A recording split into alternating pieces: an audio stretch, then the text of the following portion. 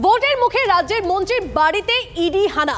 প্রাথমিক নিয়োগ দুর্নীতি মামলায় রাজ্যের ক্ষুদ্র ও কুটির শিল্প মন্ত্রী চন্দ্রনাথ সিনহার বাড়িতে ইডির টিম। মন্ত্রীর বাড়িতে তল্লাশি এনফোর্সমেন্ট ডিরেক্টরেটের। বেশ সকাল থেকে এই তল্লাশি চলছে। তারপর এখনো অবধি কি কি আপডেট পেলাম আমরা, কি কি তথ্য সামনে এলো জানবো। আমাদের প্রতিনিধি হিমাদ্রি আমাদের সঙ্গে রয়েছেন সরাসরি। হিমাদ্রি, এখনো অবধি কি কোনো তথ্য?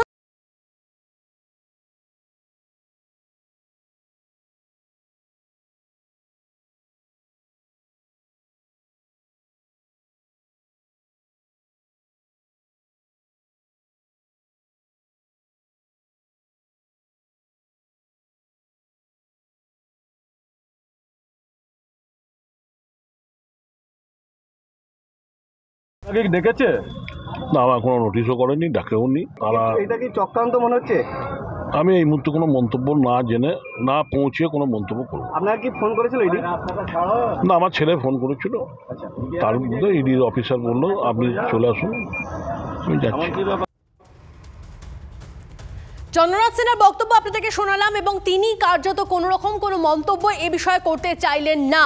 ভোটের মুখে অত্যন্ত তাৎপর্যপূর্ণ এই বিষয়টা যে রাজ্যের মন্ত্রীর বাড়িতে ইডি হানা। আপনারা জানেন ইতিমধ্যেই একাধিক রাজ্যের মুখ্যমন্ত্রী তারা গ্রেপ্তার হয়েছেন। তার মধ্যেই এ রাজ্যে কেন্দ্রীয় এজেন্সিগুলোর সক্রিয়তা বাড়ছে। রাজ্যের মন্ত্রী চন্দ্রনাথ সিনহার বাড়িতে ইডির টিম। প্রাথমিক নিয়োগ দুর্নীতি মামলায় রাজ্যের ক্ষুদ্র ও কুটির শিল্প মন্ত্রী চন্দ্রনাথ সিনহার বাড়িতে ইডি। মন্ত্রীর বাড়িতে তল্লাশি এনফোর্সমেন্ট ডিরেক্টরেটের। হিমাদ্রি আমাদের প্রতিনিধি আমাদের সঙ্গে রয়েছেন। হিমাদ্রি, এখন অবধি ঠিক কি আপডেট, কি তথ্য পেলে? হ্যাঁ দেখো, যেটা বলছিলাম, সকাল 9টার থেকে ইডির যে আধিকারিক 4 থেকে 5 জনের একটি টিম, সাথে কেন্দ্রীয় বাহিনী প্রচুর পরিমাণে তারা এসে উপস্থিত হয়। এই যে বাড়িটা দেখাবার চেষ্টা করব এবং বাড়ির পাশাপাশি যে সংলগ্ন এলাকা রয়েছে পুরো বাড়ি কিন্তু ইতিমধ্যে কেন্দ্রীয় বাহিনীর জওয়ানরা ঘিরে রয়েছে। এবং চন্দ্রনাথ সিনহা তিনি নির্বাচনী কাজের জন্য মুরারইয়ে গিয়েছিলেন, সেখান থেকে তাকে ডাকা হয়েছে, তিনি আসছেন, কিন্তু এখনও পর্যন্ত তিনি এসে উপস্থিত হননি। এই মুহূর্তে তার বাড়িতে রয়েছে তার এক ছেলে এবং তার স্ত্রী, তাদের সাথে কথাবার্তা বলছে যে আধিকারিকরা তারা। এবং ইডি সূত্রে যেটা জানতে পারছি যে কুন্তল ঘোষ তাকে জেরা করার পর এই যে মন্ত্রী চন্দ্রনাথ সিনহা তার নাম প্রকাশ্যে আসে বা সামনে আসে। তার সাথে সাথে এই চন্দ্রনাথ সিনহার সাথে সাথে আরও 100 জনের একটি তালিকা, যাদের চাকরির জন্য যাদেরকে অ্যাপয়েন্টমেন্ট দেওয়া হতো, এই ধরনের একটা তালিকাও পাওয়া গেছে। এবং তাদেরকে আদৌ চাকরি তারা পেয়েছে কিনা বা তাদেরকে রেকমেন্ড তিনি মন্ত্রী করেছিলেন কিনা, এই সমস্ত বিষয়ে কিন্তু জিজ্ঞাসাবাদ করা হবে। কিন্তু ইডির আধিকারিকরা দীর্ঘক্ষণ তার বাড়িতে রয়েছে, কিন্তু এখনও পর্যন্ত মন্ত্রী চন্দ্রনাথ সিনহা তিনি কিন্তু এসে পৌঁছাননি।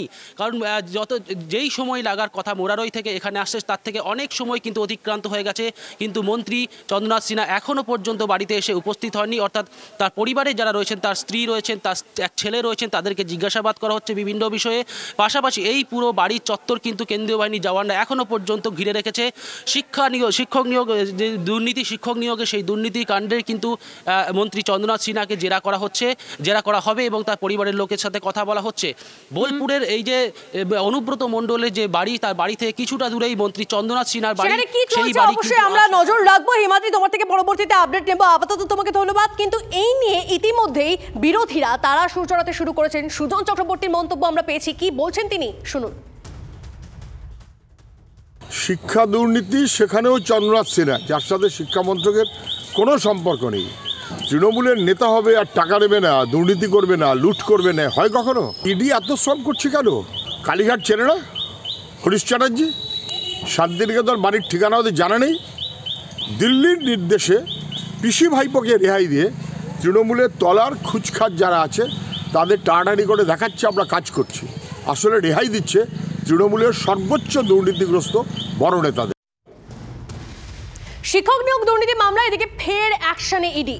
রাজ্যের 6 জায়গায় তল্লাশি কেন্দ্রীয় এজেন্সির। চেতলা, লেকটাউন সহ 6 জায়গায় হানা। চেতলায় ব্যবসায়ী বিশ্বরূপ বোসের বাড়িতেও তল্লাশি ইডির। সকাল থেকে তেড়ে ফুড়ে ময়দানে ইডির টিম। লেকটাউনের বাসিন্দা সত্যেন্দ্র কুমার ঝুঞ্ঝুরওয়ালার ফ্ল্যাটে ইডি আধিকারিকরা। ইডির সঙ্গে রয়েছেন সিআরপিএফ জওয়ানরাও। এই মুহূর্তে 3টে ছবি আপনাদেরকে দেখাচ্ছি, দেখতেই পাচ্ছেন আপনারা। বিরাটি, লেকটাউন এবং চেতলার ছবি আপনাদেরকে দেখাচ্ছি। 3 জায়গায় পৌঁছে গেছে ইডির টিম এবং চলছে সেখানে তল্লাশি অভিযান।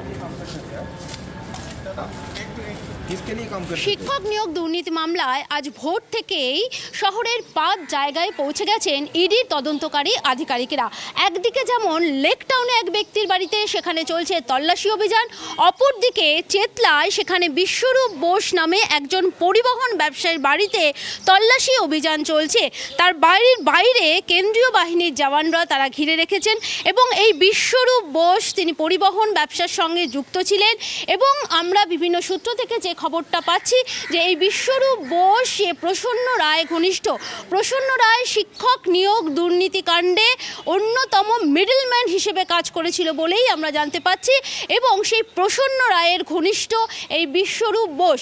তবে এই বিশ্বরূপ বোস প্রসন্ন রায়ের সঙ্গে কিভাবে যুক্ত, তার সাথে মিডলম্যান হিসেবে কি সে যুক্ত ছিল, এই সমস্ত বিষয়ে তদন্ত করতে ইডির তদন্তকারী আধিকারিকেরা তারা পৌঁছে গেছেন। ক্যামেরায় কল্যাণ মণ্ডলের সঙ্গে সোমা দাস, TV9 বাংলা, কলকাতা।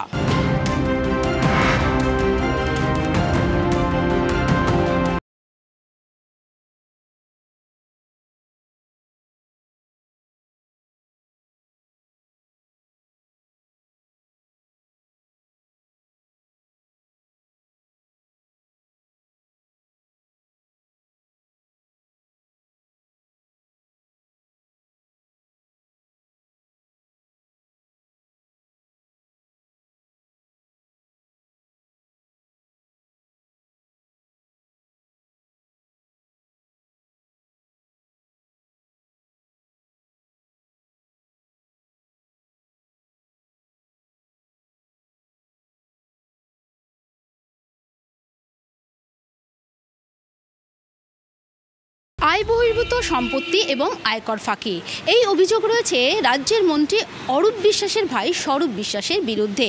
তাই বুধবার একেবারে ভোর 6টা থেকে এখনও পর্যন্ত স্বরূপ বিশ্বাসের বাড়িতে চলছে আয়কর দপ্তরের তল্লাশি অভিযান।